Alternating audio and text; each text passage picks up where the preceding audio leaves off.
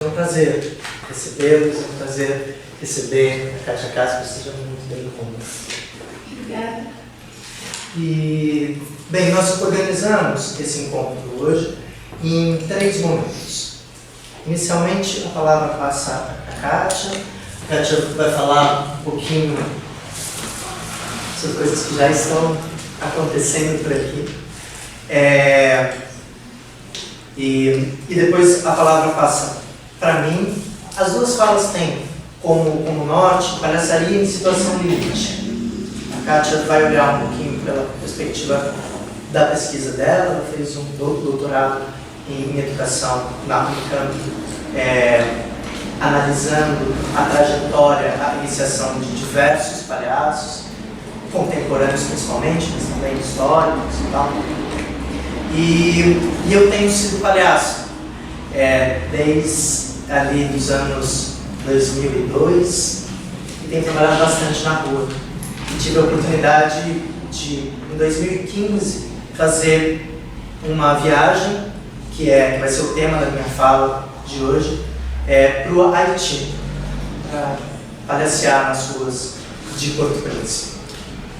Então, a palavra começa com a Kátia, vem para cá. A minha fala hoje vai ser mais curtinha. Eu quero dar a possibilidade da gente ouvir a Kátia, que é professora da UFPR, nunca teve oportunidade de estar conosco antes. Então, deixemos o protagonismo para a convidada. E eu vou aproveitar esse momento, se a Kátia me permite, para dizer que quem se interessar pela minha fala e quiser saber um pouquinho mais sobre o meu trabalho, coincidentemente, não foi planejado isso, mas essa segunda-feira eu vou fazer uma palestra nesse mesmo horário, nesse mesmo lugar, sobre a minha pesquisa de doutorado. Essa viagem do Haiti é uma das viagens que eu fiz dentro do meu doutorado, então já fica o convite para voltar, quem quiser saber um pouco mais a respeito de como se desenvolveram as minhas intervenções urbanas depois do que aconteceu aqui, certo? Então, Kátia, te passo a palavra, seja muito bem-vinda. Obrigada. Então, boa noite a todas as pessoas presentes. Eu quero agradecer muito ao Diego pelo convite. É uma honra estar aqui. Queria agradecer a vocês pela presença. Eu queria dizer também que eu escrevi porque eu vou tentar ir lendo, porque é um tema assim que ele me atravessa de tal modo. Eu me lembro que quando eu entrevistei o Luiz Carlos Vasconcelos, que faz o palhaço Chuchu, né, o ator, o diretor e tal, ele falou que cada vez que ele fazia o Chuchu era uma comoção, né? E falou, entre outras coisas, né, que era sempre uma comoção, como se fosse a primeira vez, ele sempre ficava profundamente comovido. E eu estava falando agora com o Rafael ali, que eu estou sempre movida dessa forma, sabe? Eu fico de tal forma movida por isso, atravessada pelo tema, que eu tentei escrever assim, porque aí eu começo uma história, vai puxando a outra e eu me perco, assim. Então, se vocês tiverem um pouco de paciência, eu fiz uns recortes aqui para falar com vocês. Então, falar desse encontro com o mundo dos clowns, dos palhaços, das palhaças, né, que continua me movendo intensamente. Eu preparei algumas marcas de encontros com palhaços e palhaças. Como marcaram meu corpo, meus modos de sentir, de pensar e de agir, como podem contribuir para pensarmos a criação de modos de existência. Encontros disparados em meu doutorado, que se chama Experimentações Clownescas, os palhaços e a criação de possibilidades de vida, que foi defendido em 2004 na Unicamp. Encontro que não para de reverberar, de produzir efeitos. Procurando aprender algo com palhaças e palhaços, inspirada também em conceitos da filosofia da diferença. Uma leitura entre outras possíveis. Mas aprender o quê? Né? Entre outras coisas, aprender algo a respeito de outras possibilidades de vida, outros modos de existência, que escapam um pouco dos dominantes, que é um tema que me interessa, né? A criação de outras possibilidades de vida. A abertura de mundos que envolvem uma política específica de relação com a alteridade, com o outro, que pressupõe necessariamente uma abertura para o outro. Eu estou falando que o palhaço envolve essa política, né, de relação com a alteridade, que é uma política de abertura. Em aliança com clowns, palhaças, palhaços, arriscar-se. Possibilidades de queda, de alegria, de criação. Criação de modos de existência não conformes. Afirmação de uma micropolítica ativa produzida em nosso cotidiano. As ações que incidem sobre a política dominante do desejo são políticas na medida em que criam outras possibilidades na experiência, produzindo pequenos deslocamentos nas políticas de subjetivação. Então, eu estou citando agora Sueli Rolnik, né? Ser vulnerável ao outro como uma presença viva, como um campo de forças que produz efeitos e cria uma espécie de alteridade em mim, a partir da qual eu vou me reinventar. Eu estou vendo essa potência nos palhaços. Como eles podem ser potentes aliados nessa criação. Os modos de operar de palhaços e palhaças e os processos de construção do palhaço pelo ator, pela atriz que o faz, podem ser pensados como invenções de si, em ressonância com os outros, com o mundo, na difícil aprendizagem de rir de si mesmo. Aprendizagem que se dá por contágio. Oi.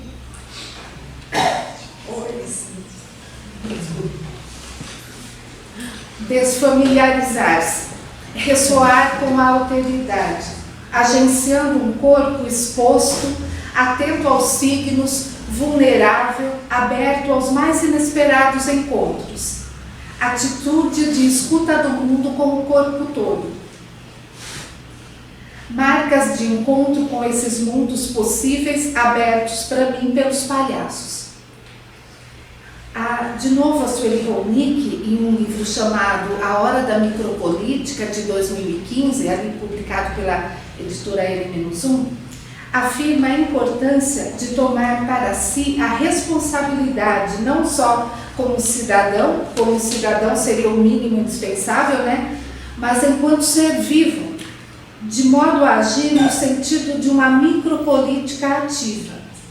Essa é a condição para nos tornarmos agentes da criação de modos de existência coletivos, o que começa em nossa própria existência, mas por princípio não termina nela.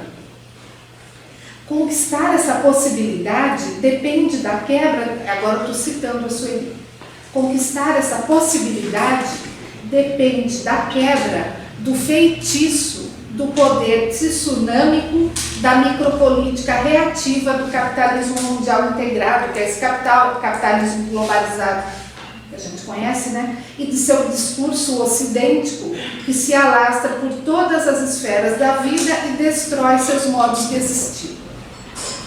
A queda desse feitiço passa por reconhecermos os efeitos tóxicos da estratégia do capitalismo mundial integrado em nossos próprios corpos e por não nos submetermos a eles, resistindo nesse mesmo plano. Isso depende de uma desidentificação com os modos de existência que esse capitalismo constrói no lugar daqueles que devastou, a fim de que possamos desertá-los, não para voltar às formas do passado, mas para inventar outras possibilidades. É disso um pouco que eu estou falando, né? Inventar outras possibilidades em função dos germes de futuro incubados no presente. Tal desertificação desestabiliza o poder, o que torna esse combate muito mais distinto daquele que tem por alvo a tomada do poder, ainda segundo a Sueli. Em outras palavras, trata-se aqui de um combate que não se faz por meio da oposição ao poder ou por sua negação, mas sim por meio da afirmação de uma micropolítica ativa a ser investida em cada uma de nossas ações cotidianas. Bom, então agora finalizei a Sueli. Então, seguindo aqui, o que nós buscamos salientar aqui é a própria potência política dos processos de construção dos palhaços e palhaças e dos seus modos de atuação artística, a vitalidade das suas invenções. Os modos de operar dos palhaços e os processos de construção do palhaço pelo ator que o faz, pela atriz, podem ser pensados como invenções de si em ressonâncias com o mundo, com os outros. Invenções que buscam evidenciar aspectos nossos que fomos ensinados a esconder, como a exposição do próprio ridículo, na difícil aprendizagem de rir de si mesmo, como eu já tinha comentado. E também um tornar-se outro que se faz na vizinhança de outrem. Tornar-se outro na vizinhança do outro, né? Aprender com o outro, isso que eu estava chamando de aprender por contágio. Que para o palhaço isso é fundamental, né? Que não tem palhaço sem público, não é isso, Diego? Os palhaços mostram-nos que outros mundos são possíveis, construindo outras lógicas. Eles nos contagiam, permitindo que nos afetemos pela alegria, pelo jogo, pela rebeldia. Então, assim, só contando um pouco, eu tinha preparado, contando um pouco de como a própria arte do palhaço, ela passa a ser reinventada, né, no final da década de 90 para os anos 2000, deixa eu ver. A arte do palhaço tem sido constantemente reinventada em vários campos de atuação. Aprender a ser clown envolve processos diversos. Os artistas circenses podem aprender no próprio circo, outros precisam encontrar escolas e mestres. Alguns aprendem atuando nas ruas, no contato direto com as pessoas. Aqui a gente tem várias pessoas que trabalham com cursos, com workshops, ensinando a arte do palhaço, da palhaça. Né? Percebemos nas últimas décadas do século XX um forte movimento envolvendo artistas de vários países em torno da figura do clown, do palhaço, principalmente ligado a atores e atrizes de teatro, mas não só. Aqui eu peguei da minha tese, que foi defendida em 2004, né? Então eu estava falando das últimas décadas. Nas últimas décadas, o número de mulheres experimentando com palhaças tem crescido enormemente com a realização de encontros. Estava começando, né, em 2003, hoje já é um outro universo bem maior, né? De encontros de palhaças, por exemplo, inclusive no Brasil. Essa arte ganhou novos contornos locais e ressurgiu com grande vitalidade nos mais diversos territórios, não só na cena, né?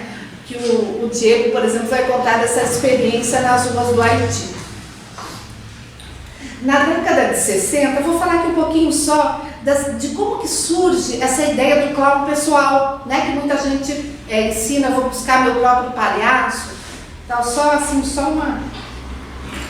Na década de 60, na França, a École Internationale de Théâtre, dirigida por Jacques Lecoq, começou uma pesquisa a respeito do clown, criando um procedimento metodológico para se construir o que eles chamavam de clown pessoal. Essa terminologia que vemos no Brasil e no processo de iniciação do Lume, que foi onde meu trabalho começou, né, meu trabalho de investigação a respeito dos palhaços, começou observando, acho que depois eu vou falar, aqui mais na frente eu vou falar disso, mas é por isso que eu me refiro ao Lume também, que é um processo de iniciação que trabalha com a ideia de clown pessoal. Então, é inspirado em parte essa forma de essa escola de palhaços é inspirada um pouco nessa ideia de clown pessoal do Jacques Lecoq. Então, segundo o Lecoq, que ele cria a partir das suas próprias experimentações na construção do palhaço no teatro dele, né? Ele percebe que o clown não existe fora do ator que o representa. Então, segundo ele, a busca do seu próprio clown é, em primeiro lugar, a busca de sua própria insignificância.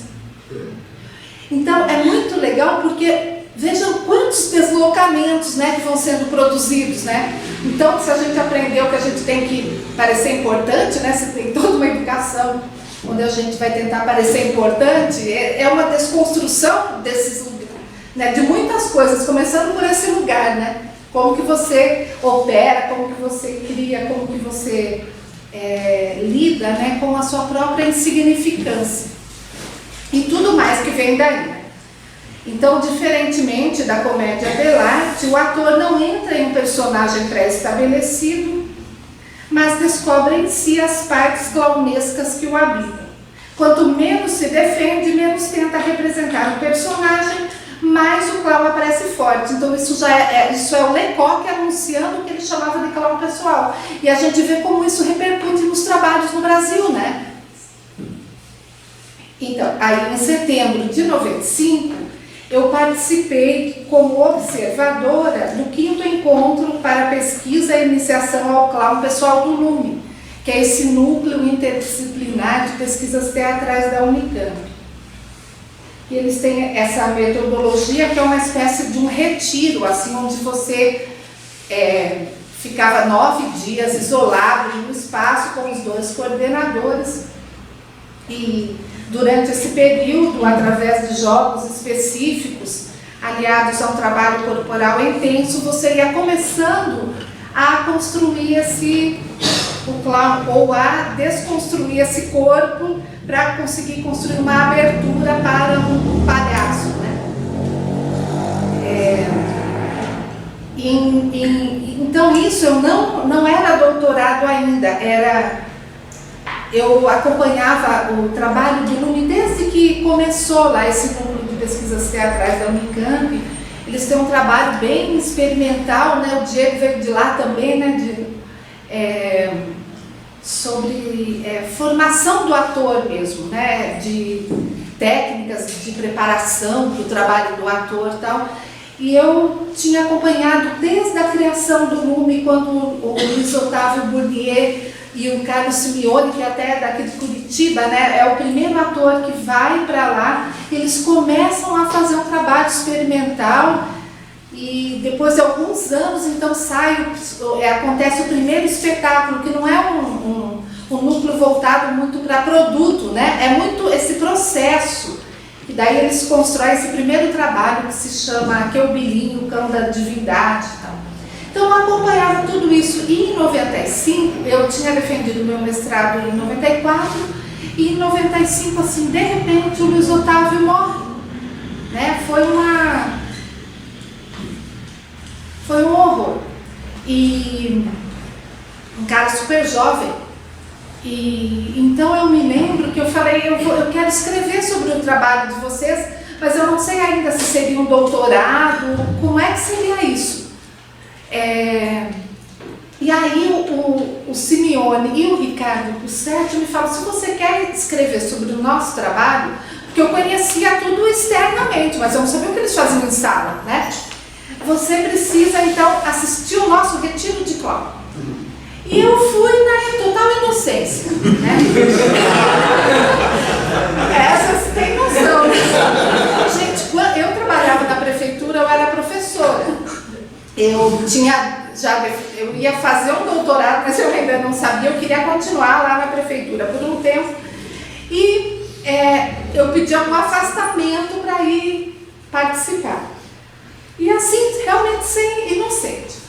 Quando eu saí de lá, eu lembro que eu fui com o meu carro e ficou lá naquela chácara, eu não conseguia vir embora. Eu não conseguia vir embora. Quando eu consegui dirigir de Barão Geraldo até Campinas, que quantos quilômetros são, né? 10, 15, não sei, acho que é 2 por hora, eu finalmente cheguei em casa. E aí eu lembro que eu consegui consegui ligar para o meu trabalho e falei, eu não tenho condições de voltar, depois eu explico. Eu morava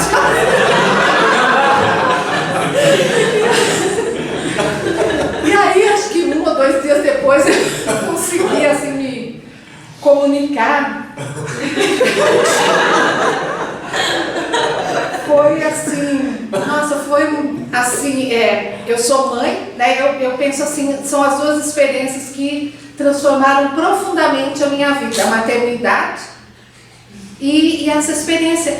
E ela não para de reverberar na pessoa que eu sou, na professora que eu estou aprendendo a ser, na pessoa que também estou me tornando, né? E assim, não é uma potência, por isso que eu falo, é uma comoção sempre. É assim, são muitas perspectivas que se abrem de possibilidade da gente aprender a sair do que a gente é para se tornar outro. Na perspectiva da minha pesquisa, né? E assim, e como a gente, e como é libertário, né, nesse aspecto também. Bom, deixa eu voltar para o texto aqui.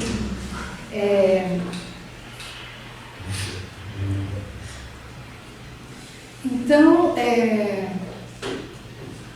aí depois, então eu observei esse processo e em 1997, 96, não, acho que 96, eu estava assistindo um espetáculo no Lume e o Luiz Orlando, esse professor lá da filosofia da Unicamp, já era meu amigo assim na época, e lá ele falou, Kátia, você não precisa de um desorientador? Meio brincando. Aí eu falei, olha, eu quero fazer uma pesquisa assim, mas eu observei, eu tenho esse material, eu tenho essa história, não sabia nem dizer o que seria, né? Ter essa riqueza, esse presente da vida. Mas eu não sei o que fazer, porque me parece que qualquer coisa que eu possa dizer, ou escrever sobre isso, vai ser uma afronta, não vai estar à altura do processo, do que aconteceu, E foi aí que, conversando com ele começa, então ele foi depois um co-orientador informal, assim. Aí ele me fala, leia o Platós, do Deleuze. E aí começa isso, daí depois eu entrei no doutorado da educação, né? Fiz um projeto que foi financiado pela FAPESP, acreditem ou não, que é a Fundação de Amparo à Pesquisa do Estado de São Paulo, né? Que só financiava a Genoma, ali em 99.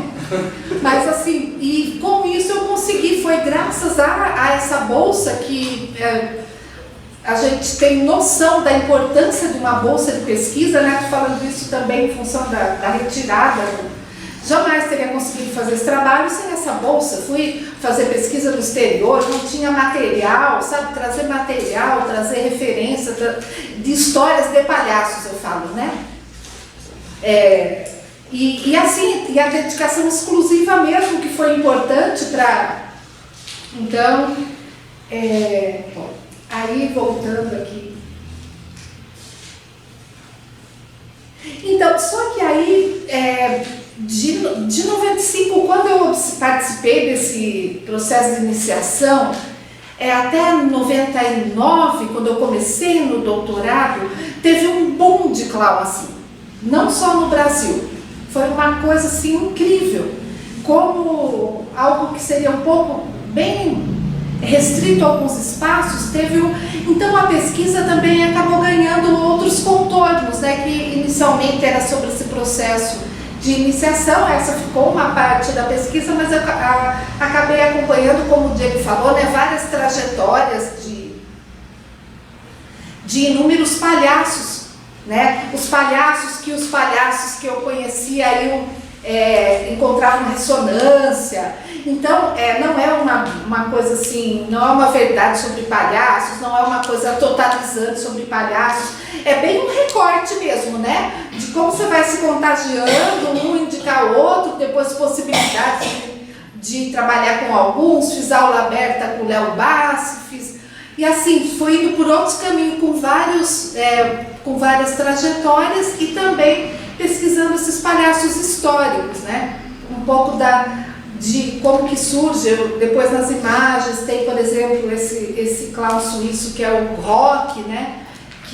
que foi inspiração de vários palhaços. O próprio palhaço Chuchu conta de como ele se inspira no Bock, que é um palhaço que ele, durante não sei quantos anos, ele vai desenvolvendo uma cena de pular, sentar da cadeira para sentar aqui no encosto, sabe? Ele tem várias cenas, né? Mas uma delas é essa, assim. Então, porque o palhaço Chuchu, por exemplo, ele começa uma cena com uma garrafinha d'água que ele aprende tanto na casa das pessoas, e oferecem água, ele tinha água, não sei, e ele começa a fazer assim, ele vai derrubando a água nas pessoas, e ele vai testando a partir disso como ele faz com o tempo, como ele faz. Então esse número bem simples que ele tem no espetáculo dele é construído ao longo de anos, essa coisa bem simples.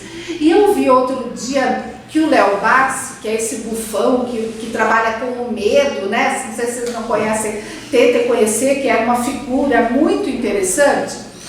Ele também tem um momento de um espetáculo dele que ele distribui plástico para o pessoal se proteger, porque ele fica jogando as coisas no público, né? Aí depois ele ameaça jogar água, daí ele joga água, e depois ele... Então, assim, essas várias pequenos jogos, assim como atravessam um espetáculo de vários palhaços e bufões, só que de maneiras diferentes, né? Então, fui pesquisando outras linhas tal.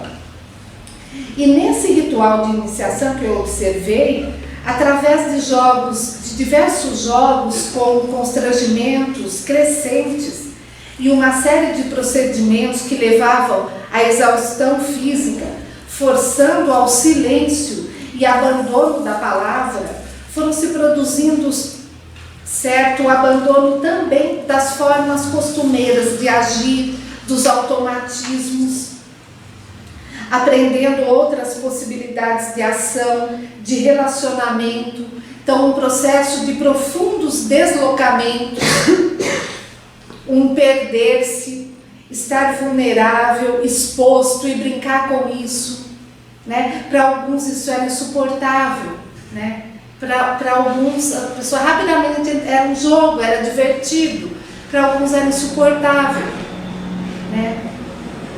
Para mim, eles arrumaram um lugar para mim, né? A gente pensando em pesquisa, né?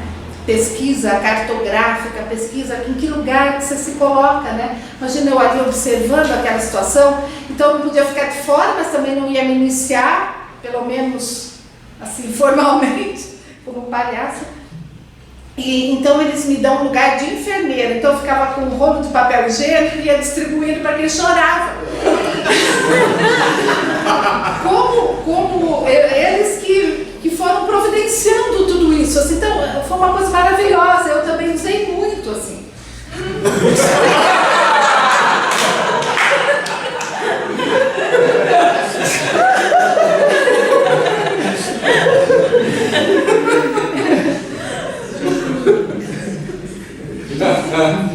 Então, e depois, num outro momento, assim, era também de buscar qual era a lógica de cada um, né? Quem é mais lento, quem é mais rápido, como as pessoas fazem as coisas. Numa dupla, né? Tem essa dupla, Branco e Augusto, né? Na palhaçaria tradicional. Então, quem que vai mais com o Branco, né? Aquele que acha que é esperto, que manda, né? E quem seria mais o Augusto, aquele que parece atrapalhado, mas que também tem o seu jeito de conseguir as coisas. Para quem não sabe, assim, temos uma palhaça, por exemplo, Andréa Macera, né, que é a Mafalda, que é uma palhaça branca, né, muito forte, né, assim, vocês já devem conhecer. Então, e como ela joga com isso, naquele espetáculo, a Julieta e o Romeu, por exemplo, então o Zabobrim, que faz o Romeu, né, ele assim, seria o Augusto, né, aquele que não sabe. Então, como que ele lida com essa mulher mega autoritária? Ela é terrível, né? Então, só que ela vai indo nesse autoritarismo, não crescendo nessa ideia de levar o jogo às últimas consequências. Então, Você não extrapola o jogo se contrapondo a ele, você extrapola, você vai gerando um movimento, levando ele às últimas consequências, aí ela vai meio enlouquecendo naquilo, vai virando um grande delírio assim, né? Então é muito interessante a gente pensar esses jogos também, né? E como a gente pode também sair dele, porque às vezes nós, assim, no cotidiano, estamos muito aprisionados a esses lugares, né? De Branco e de Augusto, nossas duplas, né? O que sabe, o que não sabe. Cadê a chave, né, Gabriela? Cadê a chave? Eu aprendi muito com os palhaços, né? Estou aprendendo assim, em vez de falar, porque você isso, a gente combinou, né? Suas duplas, né? Tentar mudar um pouco, balançar isso, porque quando fica tudo muito cristalizado e desinteressante os relacionamentos, né? A gente vai fazer DR, tudo isso, né? Mas os palhaços, eles fazem, então, aquela que sempre sabe, né? Que é rápida, não sei o que. Ai, cadê a chave? Chave? Não vi a chave. Também não sei. Cadê a chave? Cadê a chave? Né? Então, quando você também sai do jogo, né? Vai e procura outros lugares no jogo. Acho isso de uma potência, gente. De uma potência, sabe? Aquele, né? A pessoa que está aprisionada era boa aluna, né? A pessoa certinha, a pessoa, né, comedida, a pessoa boazinha, né? De repente você vai... O palhaço, no ritual de iniciação que eu observei, tudo isso era desconstruído, porque o palhaço não pode ser, o ator, a atriz não pode ser uma coisa só, né, para você conseguir atuar bem. Então, era um processo que você vai desconstruindo esses lugares, desfamiliarizando, explorando outras situações, não tendo tanto medo de arriscar para lugares que não estão nada garantidos, né? Então, acho isso de uma potência, sabe? E de uma potência política, sim, porque como eu coloquei no começo, né? Tudo que nos tira de um lugar muito fixo e amarrado é muito potente também, né? E isso vai potencializando o que está em volta, né? Isso tem uma dimensão que vai ressoando, a gente vai alterando, né? Mundos vão se abrindo a partir desses deslocamentos, né? Então, um elemento forte perturbador, o silêncio, a gente não podia falar. Então, 9 dias de silêncio. Então, a não ser assim dentro especificamente de jogos, né? Então, o que é, né? Olha esse deslocamento assim. Você aprendeu uma escuta que não é só escuta sua, né? Escuta do grilo que está lá fora, né? Escuta. E assim, experimentar um outro lugar que não é esse da fala. Assim, muito forte. Nas minhas aulas, né? Assim, eu tenho experimentado muito o lugar do silêncio. Assim, causa um estranhamento muito grande, porque assim, a máscara da professora é aquela que sempre tem a resposta na ponta da língua, né? Não pode ficar um espaço vazio porque parece que tem algum problema, né? Então, assim, né, a gente deixa o silêncio, assim, não... Daí as pessoas ficam assim, nossa, o que tá... Né? É interessante ver, assim, explorar essas, né, esses lugares, assim. Então, tô falando de coisas que eu estou aprendendo com os palhaços, né? Os palhaços. E que nesse momento, assim, que tinham a ver com esse processo de iniciação. Silêncio para potencializar uma escuta do mundo. Isso não para de reverberar. Romper os automatismos dos gestos, da fala, dos modos de agir, da hegemonia do ego e suas pretensões de controle, levando à exaustão física, por exemplo, e então o corpo começa a agir sem ter uma intencionalidade anterior à ação. Então isso era muito forte, né? Então não era mais como se uma cabeça comandasse e depois não tinha essa quebra, assim.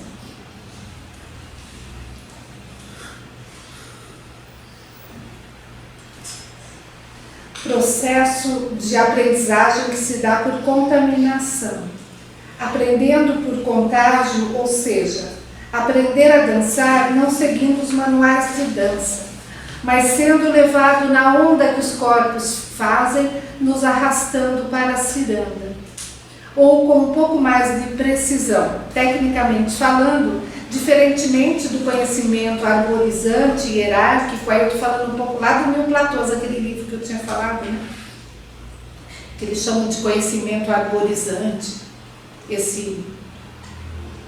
essa forma tradicional de pensar e de ensinar.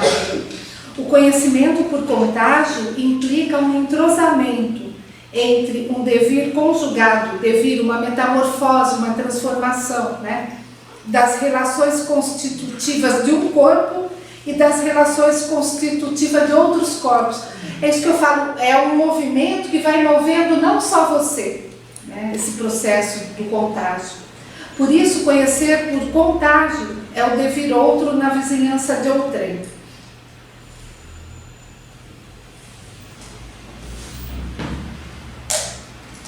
Deixa eu ver quanto tempo eu tenho aqui. Nós temos 5 minutos. Deixa eu ver aqui. Ai, eu acho que vou falar do Chuchu. Vamos passando ali para chegar nele, que tem uma passagem tão linda na conversa. Esse é o Léo Bassi. Esse é a abertura do espetáculo 12 de setembro. Você pode apagar isso? Obrigado. É a abertura do espetáculo dele chamado 12 de setembro. Vocês lembram de uma imagem parecida, né, da agência Reuters, do dia 12 de setembro, né, depois da explosão das Torres Gêmeas? Então começa o espetáculo assim. Esse é o Léo Bassi também, numa outra situação.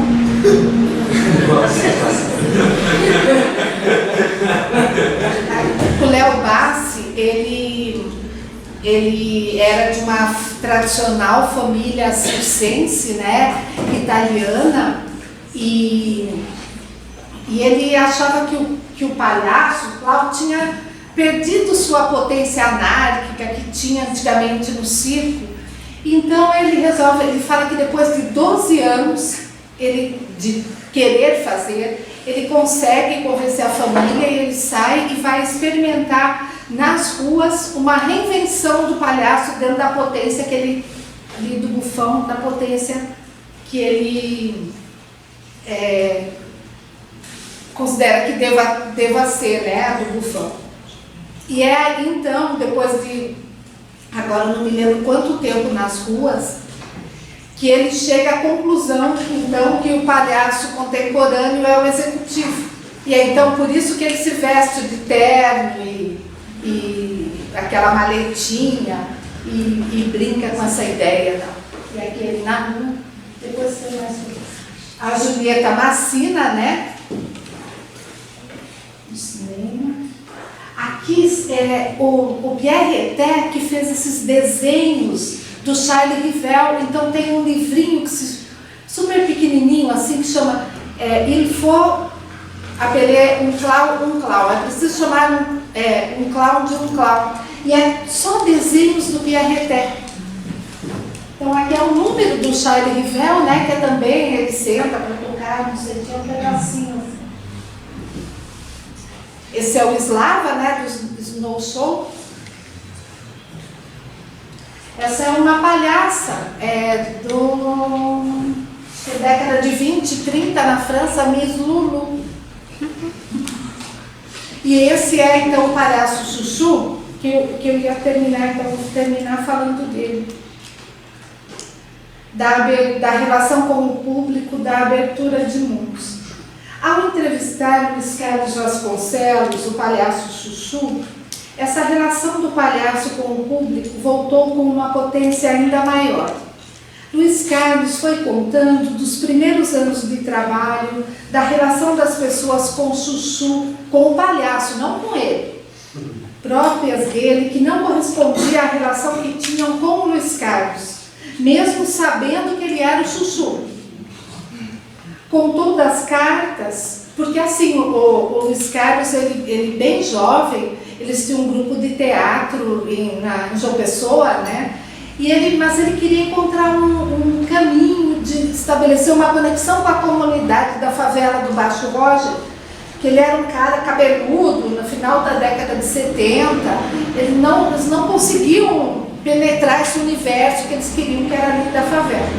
E aí ele resolve experimentar construir um palhaço. Então, todo sábado à tarde, durante 4 anos, ele sai e percorre as ruas da favela vestido de palhaço. É assim que ele vai começando a construir o palhaço Chuchu.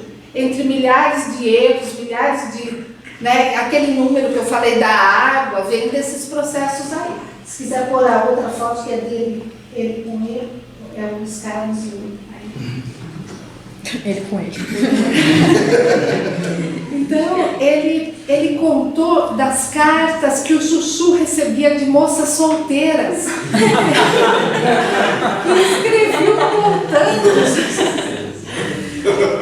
Escreviam contando de como foi quando o Chuchu lhes deu um beijo na mão, que o Chuchu é super galanteador,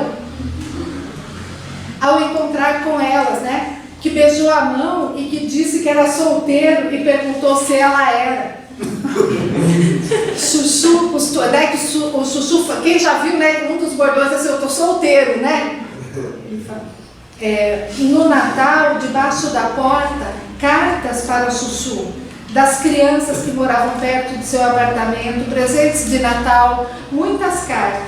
Chuchu tinha sua própria relação com as pessoas, uma comunicação das pessoas diretamente com ele, através de cartas e até recados. As pessoas não falavam por Carlos, mas elas mandavam um recado para o Chuchu. Diz para Chuchu, você diga a ele, sabendo que o Chuchu era do Carlos. Olha que potência, né? Eu acho que eu estou parando por aqui, eu quero ouvir o Diego, escreveu um montão, mas a gente vai, vamos ouvir você, Diego, já deu. Muito obrigado.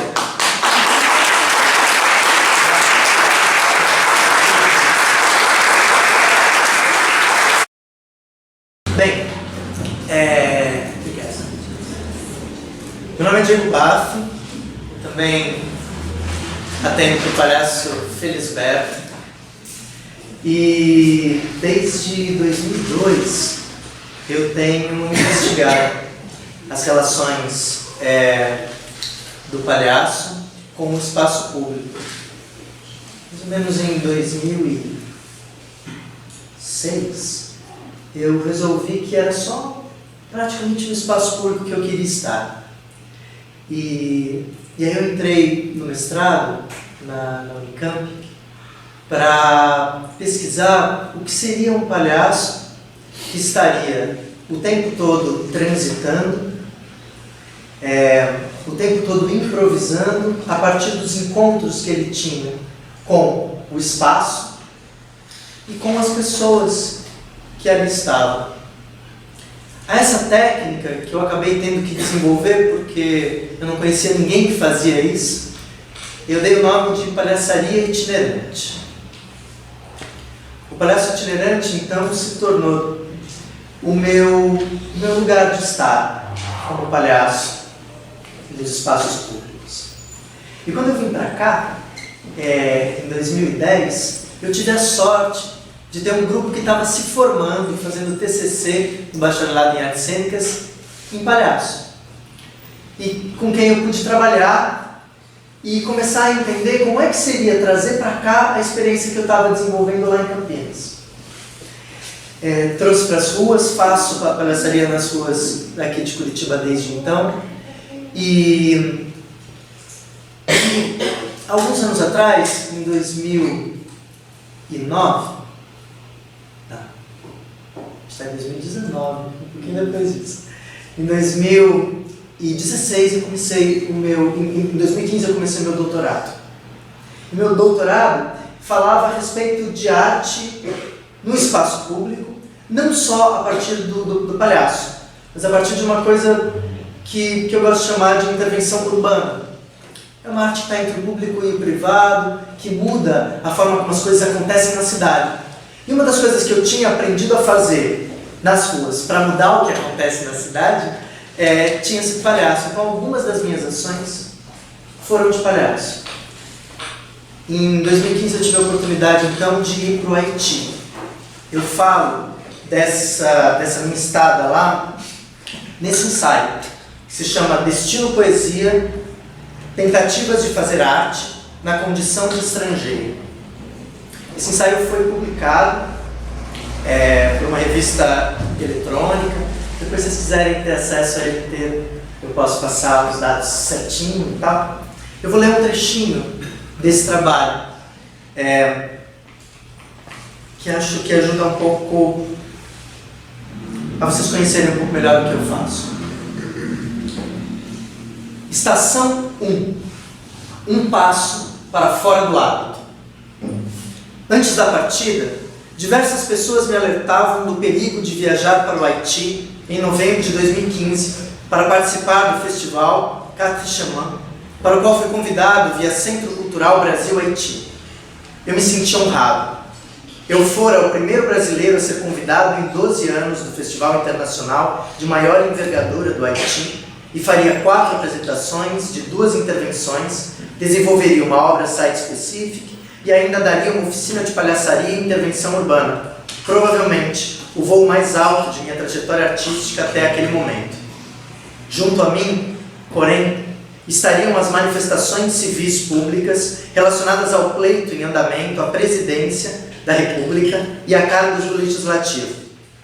Diárias, inflamáveis e com uma dose de violência que parecia naquele momento indissociável à sua realização, as manifestações promovidas em geral pelos apoiadores dos 4 candidatos melhor colocados no primeiro turno provocavam temor, inclusive em quem convivia com elas diariamente. A despeito do que eu ouvia, tal receio só corporificou-se em mim alguns dias antes de minha partida, quando o diretor do CCBH me disse em tom preocupado que eu teria sempre uma escolta me acompanhando para as ações artísticas e que, mesmo assim, as ações artísticas poderiam não acontecer caso o clima na cidade se tensionasse ainda mais nos dias seguintes.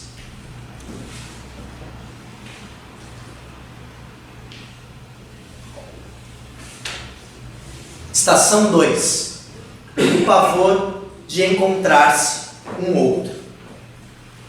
2015 foi um ano difícil, em que me confrontei com a minha ansiedade, sendo um traço de minha personalidade desde criança. Nesse ano, as crises desencadeadas chegaram pela primeira vez ao ponto de me impedir de sair de casa. Da mesma forma, e principalmente por conta do descrito na primeira estação, cheguei em Porto Príncipe 2 dias antes de minha estreia no festival, entrei em crise e não consegui sair do local onde eu estava hospedado, a não ser por alguns minutos, acompanhado de um brasileiro e um haitiano para comprar alimentos. Nessa saída, presenciei algo que já tinha ouvido desde que chegara. O tratamento dado aos brancos por parte da população haitiana tende a ser, a princípio, de animosidade, enfrentamento ou assédio por doações. Comportamento esse, em geral, atribuído ao fato de o Haiti ter em sua história séculos de exploração por países com uma população majoritariamente branca e recentes problemas com ONGs e com as tropas da ONU. Além destes fatos históricos, pesa ainda o neocolonialismo cultural e o fato de que ser branco no Haiti hoje no caso, em 2016, é em geral sinônimo de riqueza ou ao menos de estar em melhores condições econômicas do que parte significativa da população. E é certo que, dada a atual condição de pobreza extrema, infelizmente ainda predominante no país, não é nada difícil que qualquer branco, em geral estrangeiro, que tenha tido condições econômicas de ali chegar, esteja em melhores condições que boa parte da população que se encontra pelas ruas da capital.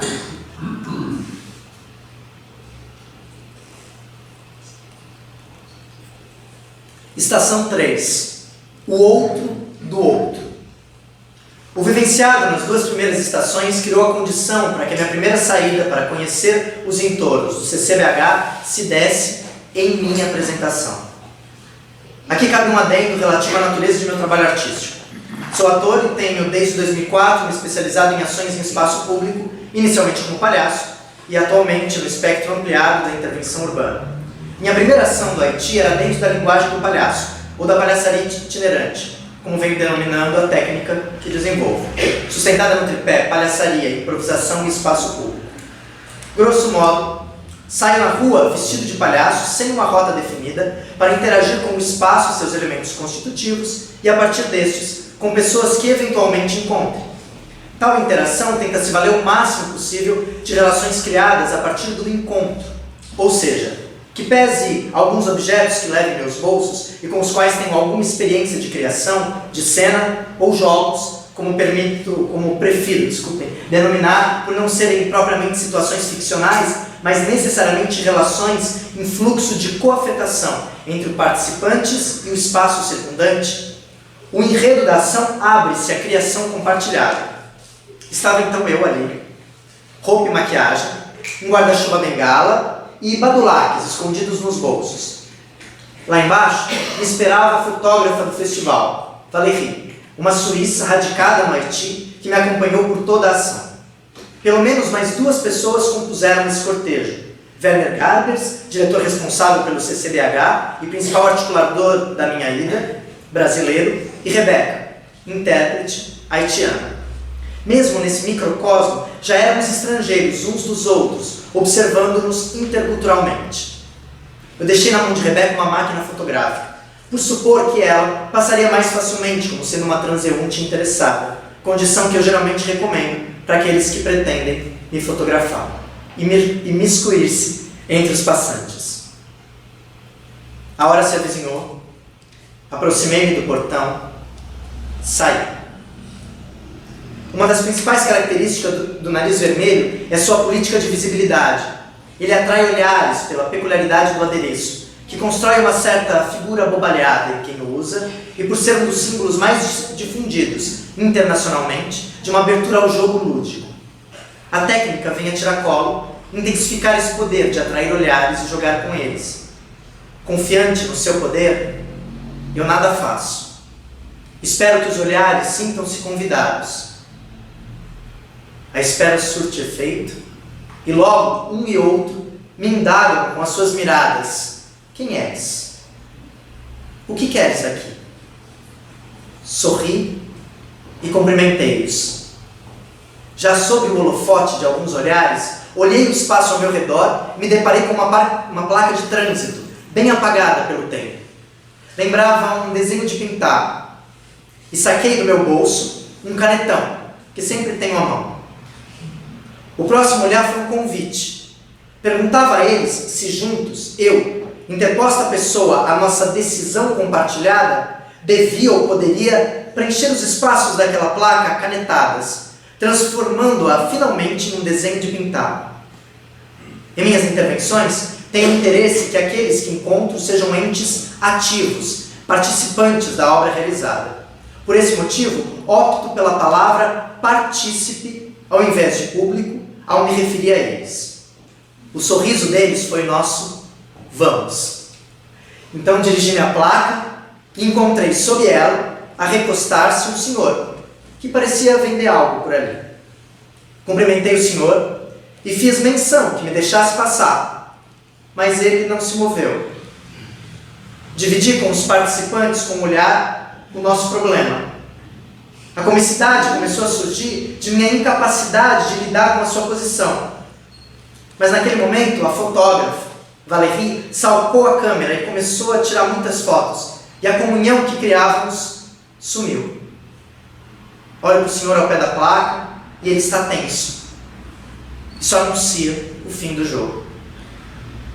Isso porque, se o estranhamento é ponte ao palhaço e lhe dá visibilidade, ignorá-lo é um abismo. Quanto mais deixo de existir para o outro, mais difícil fica o transcurso poético do estranhamento primeiro. Por isso, quando eu me deparo com ignorar por parte do partícipe, eu geralmente cedo, me despeço e abandono a proposta.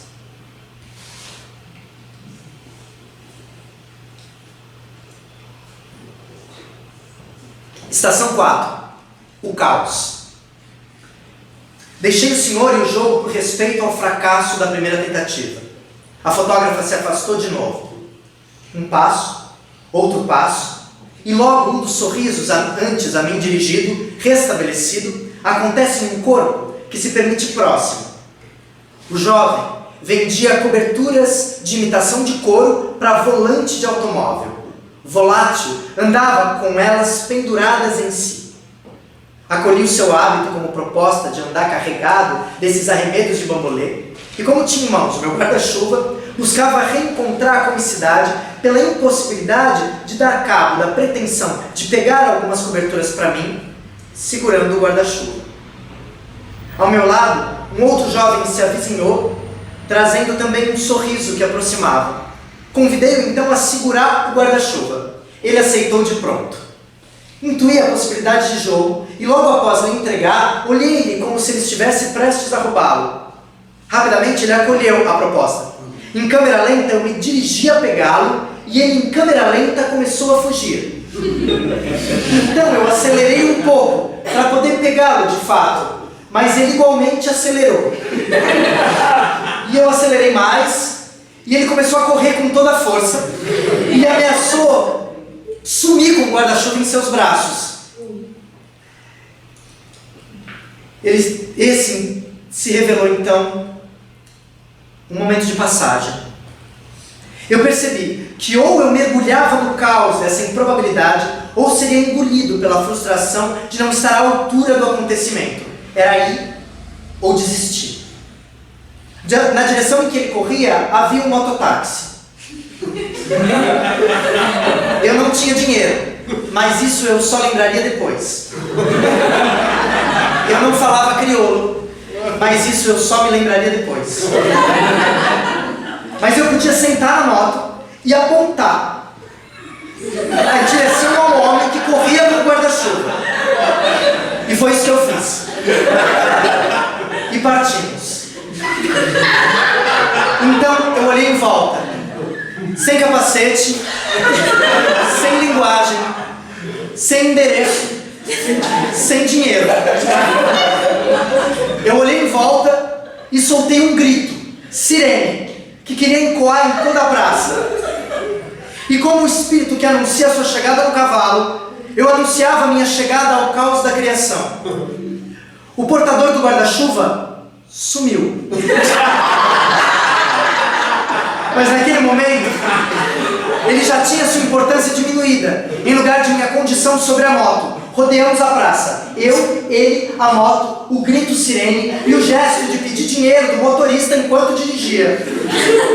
Ao voltarmos ao ponto inicial, eu desci da moto e percebi que aquele cortejo que me seguia havia sumido à minha procura. E só me restou gritar seus nomes na esperança de que aparecessem antes que o motorista perdesse a calma. Uma das pessoas reapareceu, a viagem foi paga. E logo o guarda-chuva, trazido por aquele que o levou. Recebo-o de volta, acompanhado de um forte abraço. E finalmente sou tomado, e me sinto pronto para deparar-me com os desencaixes. Dentro de mim, agradeço o que me parecem ser curiosas boas-vindas.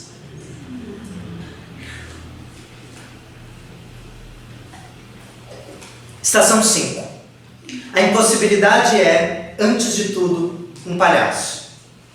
A ação é a mesma, mas a estação já é outra. Os próximos passos até pareciam mais possíveis, mas não foram nada fáceis. O semblante fechado de parte significativa dos passantes me lembrava sempre que eu sou um blanc, de outra cultura. Ou seja, não me competia o protagonismo, nem atingiria a construção do cômico, senão por isso mesmo, o cômico da frustração e do desencaixe. Ainda assim, eu buscava caminhos de encontros para que compartilhássemos o investigar dos meandros de minha inadequação. Adentrei na praça, cheia de pessoas, entre trabalhadores informais e outros que ali descansavam, aguardavam, reuniam-se. O intenso viver público de Porto Príncipe, de muito mais viveres do que teto para abrigá-los ou paredes para contê-los. As primeiras tentativas não ressoavam possibilidades. Jogos curtos eram logo abandonados por infrutíferos. Estava assim, tateando possibilidades, quando me estendia um trapo de calça que repousava sobre um adorno de metal, no meio da praça. Acolhi como mais um convite. Aproximei-me, por mais que isso demandasse uma escalada. Surpreendentemente, ele me deu uma tal visibilidade que o cômico também se uniu àquele momento. Sobre o muro, estudei possibilidades de encontro com aquela moda, e incapaz de levar a cabo esse encontro, reencontrei aí a comicidade. Não podendo ser uma calça, o que seria aquele trapo ali alijado? Quem vai responder comigo essa pergunta? Eu indagava pelo olhar aos partícipes. Uma criança convidada aceitou participar dessa pesquisa. Sentamos e posteriormente deitamos no chão para poder testar bandeira, vela de barco, cachecol. William Pope, um artista que eu gosto bastante, um performer urbano, associa o poder dos que transitam pelo espaço público à verticalidade e ao movimento. Demorar-se num jogo que instaure outros acoplamentos do corpo com a cidade vem sendo uma estratégia que executo para, através do risco, experimentar outras cidades possíveis. William Pope também se deita no chão das cidades, como eu fazia naquele momento. O nosso barco virou trem. E o trapo já não era mais tão importante quanto o tic-tic-piuí que nos levou pela praça. Ao final da dança, que se deu ao som dos tic-tics, um menino me estendeu a mão e encontrei o primeiro guia desse palhaço culturalmente cego. Dar as mãos é um traço cultural importante vivenciado em Porto Príncipe.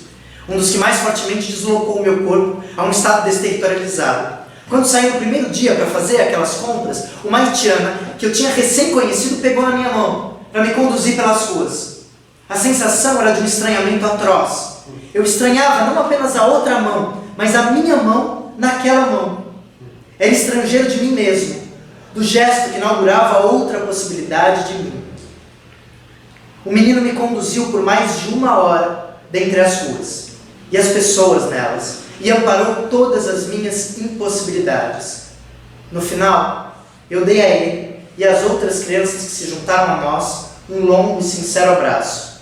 Ficou a sensação de que a ansiedade me acelerou e tirou algumas possibilidades de degustar experiências, coisa que faria em outra estação. Bem, a gente deve estar chegando já em 20 minutos, então eu vou deixar para contar as outras estações, eventualmente na segunda-feira, e queria mostrar algumas fotos. Pode ser? Fechamos assim hoje. Você pode apagar a luz, por gentileza? Posso ver? E aí eu vou falar. Então, o menino que eu falava para vocês é esse aqui. Foi ele que me acompanhou. Vocês vão ver, conforme eu ia transitando pelas ruas, ele ia comigo. Todas as fotos que tiverem essa marca d'água embaixo do lado direito foram feitas pela Valérie. Todas as que não tiverem, como é o caso dessa, foram feitas pela Rebeca. Como eu disse, eu dei a minha câmera para ela. E aí a gente começou a caminhar em torno desses olhares desconfiados. E aos poucos eu fui encontrando as pessoas. E esse lugar do estrangeiro era um lugar bastante querido, que provocava alguma curiosidade, algum encantamento, que permitia a aproximação e a comicidade.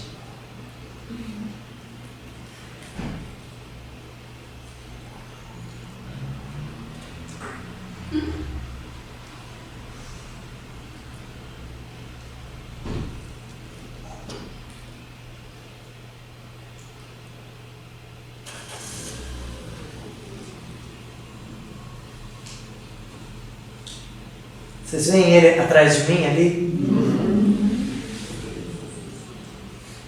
Do meu lado? Essa foto.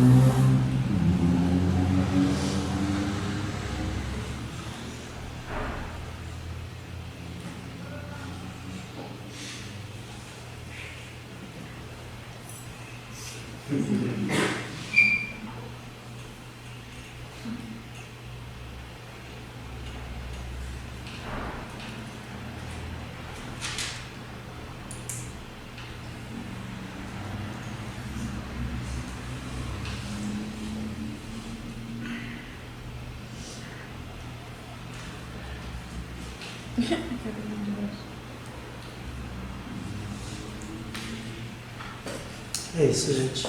Muito obrigado.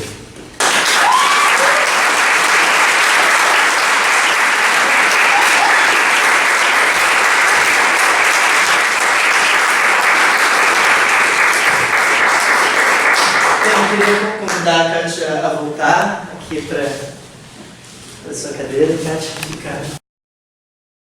Legal, hein, Diego?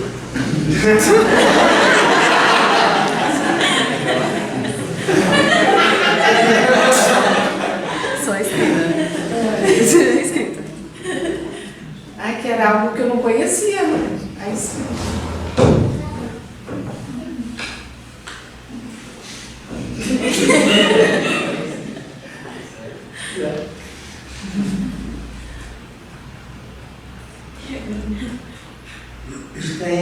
Eu estou me sentindo muito privilegiado por essa plateia. Primeiro porque ela está cheia. Está cheia de carinhas que eu não conheço. E é muito bom ver a universidade respirando, ver a gente trocando. Mas também porque tem muitos palhaços que eu admiro enormemente nessa plateia. Que teriam, com certeza, muitas histórias para contar. Então, eu queria também dizer que eu abro mão de qualquer protagonismo nessa conversa e se alguém quiser dizer de que maneira toca dentro da sua experiência as coisas que foram colocadas, é muito bem-vindo ouvi-los. Tem experiências em palhaço ou não? É um espaço para troca. Se vocês quiserem trocar, é bem-vindo.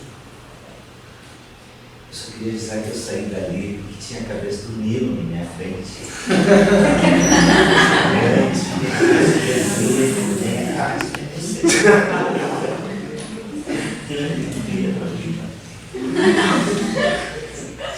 Como é que é essa... que tem assim, só para... essa relação com a rua, essa relação com esse processo, é um processo infinito de improvisação, né? É um rodar infinito e aí que a gente, acho que a maioria das vezes a gente encontra o medo de não ter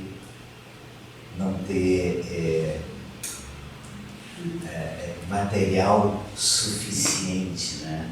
Parece que esse que é o grande medo das pessoas, que não existe material, né? Eu não vou, sei lá, acho que eu estou colocando uma coisa minha, mas como é que é esse?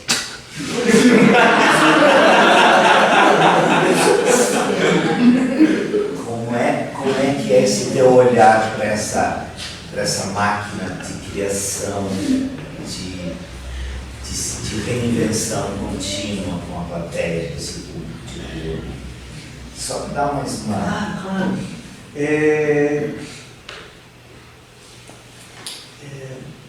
Se você também quiser falar, eu falo mesmo, mas não, pode me interessa bastante quando você fala sobre a possibilidade de criação de possibilidades de vida dentro do palhaço, acho que tem muito a ver com o que eu gostaria de dizer. Você diz isso de uma maneira muito bonita, se depois quiser falar.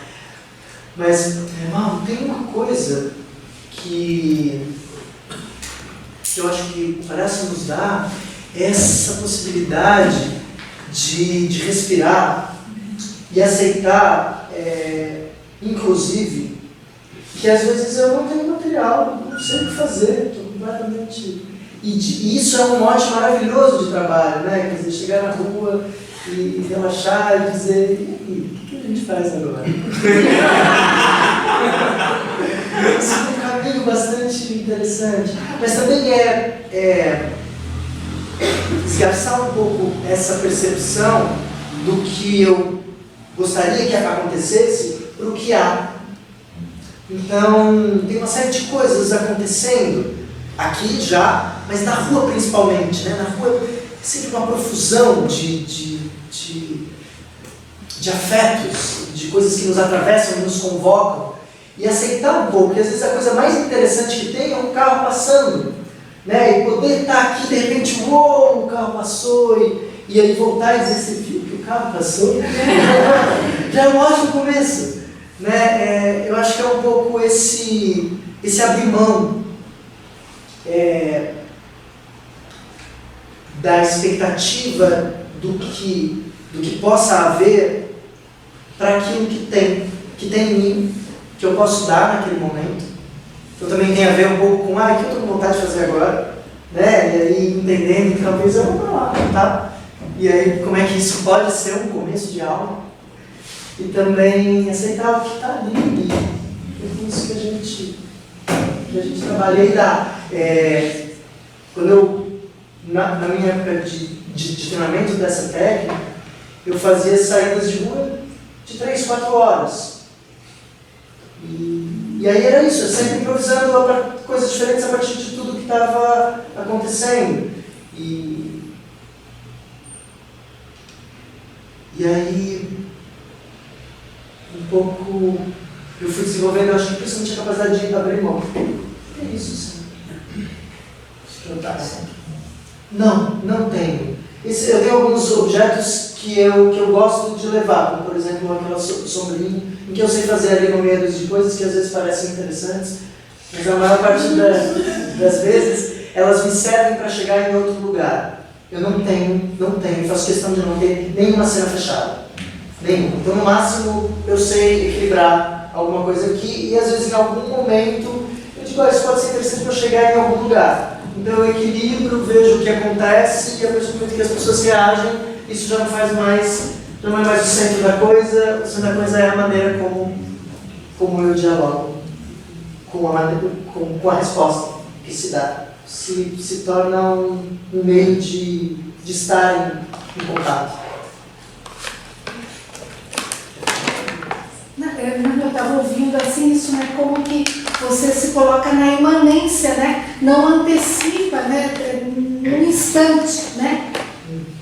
Como que age com o instante, com o que acontece, sem ser um planejamento, né? Do que deveria. Achei tão lindo essa possibilidade de falar, de quase que de um pânico, né? Que quebra tudo e de repente como que todo um planejamento, né? E como que as coisas acontecem. É um pouco disso que você estava falando, né? Tão forte isso. Que às vezes a gente acha que a vida tem que ser toda organizada, planejada, todas as coisas, né? Assim, de repente você vai para o Haiti para participar de uma coisa e não consegue sair do quarto. Né? Como você lida com isso? Eu não conseguia, mas o Felisberto conseguiu tranquilamente. Eu botei na lista e foi. Você tirou, né? O Felisberto te tirou mesmo. Ele saiu, exatamente.